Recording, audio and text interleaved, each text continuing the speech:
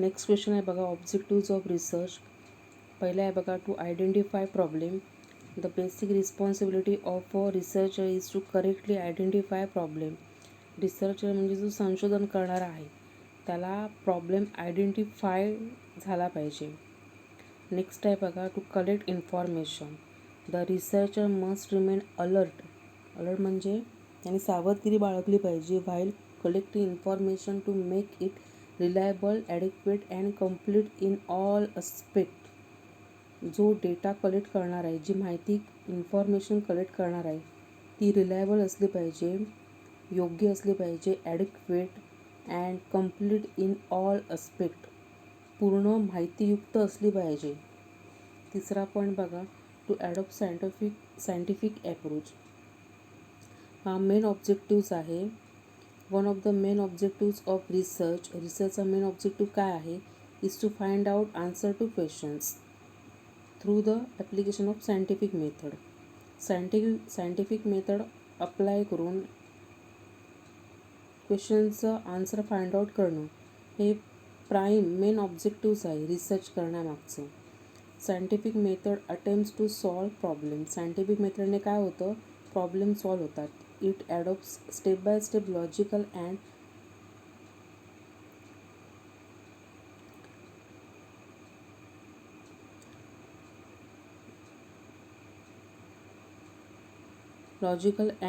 organized method to identify the problems, gather data, analyze them and to draw wide conclusion. ज्यावेळी तुम्ही step by step logical म्हणजे तर्कशास्त्र and organise method म्हणजे संघटित पद्धत to identify the problems, अशी logical तुम्ही पद्धत आयडेंटिफाय झाली पाहिजे की तुम्हाला प्रॉब्लेम कळला पाहिजे. गॅदर डेटा, ॲनालाइज म्हणजे परीक्षण करणे, them and to draw wide conclusion. त्यानंतरच जर तुम्हाला माहिती मिळाली असेल, प्रॉब्लेम कळला असेल, तर तुम्ही डेटा मिळाला असेल, ॲनालिसिस तुम्ही केलं असेल, मेथड अप्लाय केली असेल लॉजिकल, तर तुम्ही कन्क्लुजन ड्रॉ करू शकता. नेक्स्ट पॉईंट आहे बघा, to examine relationship between variables. Variables म्हणजेच काय, तर changes. Variable is a characteristic that can be measure. Variable म्हणजेच काय, changes. Variables are subject to change. We can consider a variable like absenteeism. त्याने एक example दिलं आहे बघा. In an office on the first day of the month 3 employees remain absent. ऑफिसचा पहिला दिवस आहे एका मंथमधला आणि त्यामध्ये फक्त 3 एम्प्लॉईज काय आहेत, ॲब्सेंट आहेत. On the second day 5 employees did not report to work and म्हणजे दुसऱ्या दिवशी म्हणजे सेकंड डे 5 एम्प्लॉईजने काय केलं आहे, रिपोर्टच तयार केला नाही आहे. And on the third day all employees were present. Third डेला काय झालं आहे, सगळेच एम्प्लॉईज प्रेझेंट आहे, परंतु प्रेझेंट असून उपयोगाचं नाही ना, अहवाल तर तयार केलाच नाही आहे 5 एम्प्लॉईजने. त्यामुळे absenteeism variables is not fix and it show changes. म्हणजे ॲब्सेंटिझम म्हणजे तिसऱ्या दिवशी सगळेच गैरहजर राहिले असते तर वेगळं काहीतरी निर्माण झालं असतं, परंतु सगळेच प्रेझेंट आहेत परंतु वर्क झालं नाही आहे, म्हणजेच ॲब्सेंटिझम म्हणजे व्हेरिएबल्स आहे, चेंजेस झालेला आहे पहिला दिवस, दुसरा दिवस आणि तिसऱ्या दिवसामध्ये. नेक्स्ट आहे बघा, टू इनकॉर्पोरेट इनोव्हेटिव्ह आयडिया. एखादा बिझनेस स्थापन होताना पहिली गोष्ट जी आहे ती आयडियाच सुचली पाहिजे. Getting ideas and imagining the possibilities is the simple part.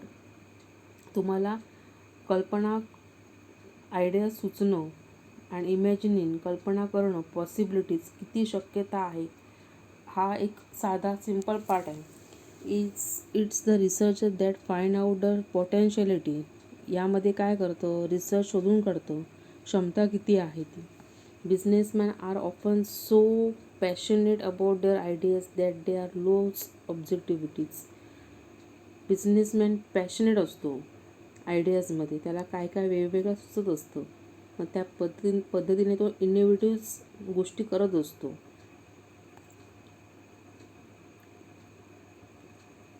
Then next आहे बघा, to search for knowledge. There is intellectual joy in doing creative work. Intellectual म्हणजे joy in doing creative work. Creative work तुमच्याकडनं झालं पाहिजे. Creative work कसं होईल? Knowledge तुमच्याकडे असेल तर. Knowledge enables to arrive at systematic method in finding solution to problem. तुम्हाला नॉलेज असलं पाहिजे तर तुम्ही उत्तरापर्यंत पोहोचू शकणार. Knowledge discover the truth and facts. खरी परिस्थिती आणि वस्तुस्थिती काय आहे याचा ताळमेळ नॉलेज म्हणून कळू शकतो. It helps to understand social life and gain control over social behaviour. सामाजिक जीवन काय आहे आणि सामाजिक जीवनावर लोकांच्या वागणुकीचा होणारा परिणाम त्याच्यावर कंट्रोल ठेवू शकतो नॉलेजमुळे. नेक्स्ट आहे बघा, आता या टू सर्च फॉर नॉलेजमध्ये पुन्हा त्यांनी 3 पार्ट दिले आहेत बघा. म्हणजे 3 गोल्स आहेत हे. Goals of research is to produce new knowledge which take 3 forms. 3 forms दिले आहेत त्यांनी बघा. कन्स्ट्रक्टिव्ह याच्यामध्ये काय येतं? Develop solution to a problems. Next आहे बघा, एक्सप्लोरॅटरी म्हणजे structure and identifies new problems. आणि लास्ट आहे बघा तिसरा, empirical. Test the feasibilities of a solution using empirical evidence. एखादं सोल्युशन जर आपण काढलं असेल तर त्याचा एव्हिडन्स ठेवता येतो किंवा ह्या सोल्युशनवर हा एव्हिडन्स आहे म्हणजे हे सोल्युशन बरोबर आहे, ते एम्पिरिकलमध्ये येतं. 8वा पॉईंट आहे बघा, to maintain objectivity. Objectivity means conclusion should be based on the facts. Conclusion हे वस्तुस्थिती, फॅक्ट्स म्हणजे वस्तुस्थितीवर काढलं जातं. Of the finding and not on our subjective or emotional values. To maintain objectivity. म्हणजेच कन्क्लुजन काढलं जातं. जी वस्तुस्थिती आहे, समोर मांडलेली वस्तुस्थिती आहे त्याच्यावर फाइंडिंग्स काढले जाते. ही सब्जेक्टिव्ह किंवा इमोशनल व्हॅल्यूजला महत्त्व देत नाही. वस्तुस्थिती आहे त्याच्यावर कन्क्लुजन काढलं जातं. नेक्स्ट ऑब्जेक्टिव्ह आहे बघा, to make future prediction. Prediction म्हणजे भाकीत करणे.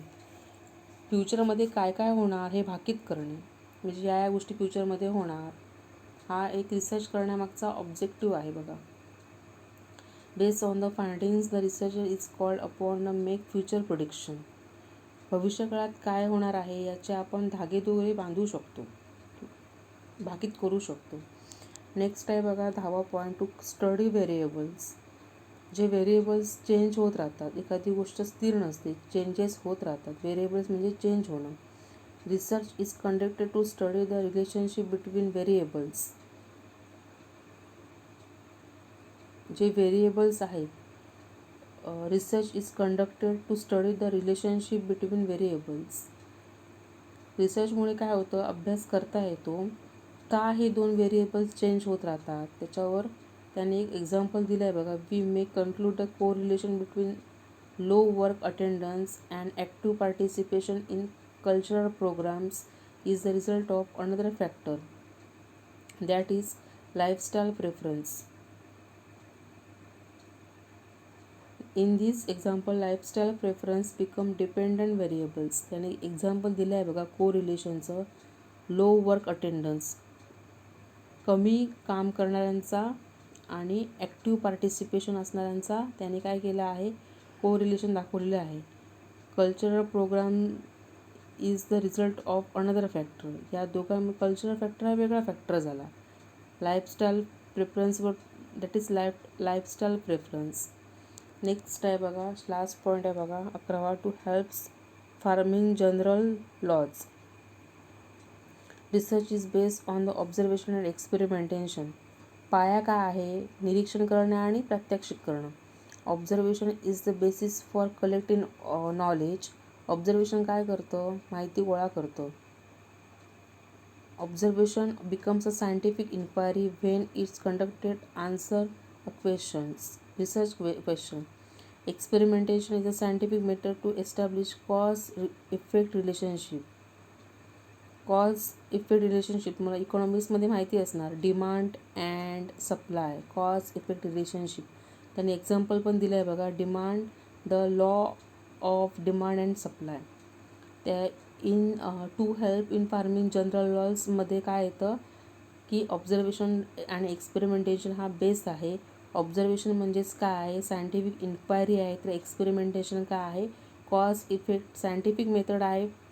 काय स्थापन करतो? Establish cause effect relationship. त्यांनी दिलं आहे बघा. For example the law of demand and supply. अशा प्रकारे हे पॉईंट्स आहेत. 11 पॉईंट्स इम्पॉर्टंट आहेत आणि तुम्ही ते अभ्यासायचे आहेत.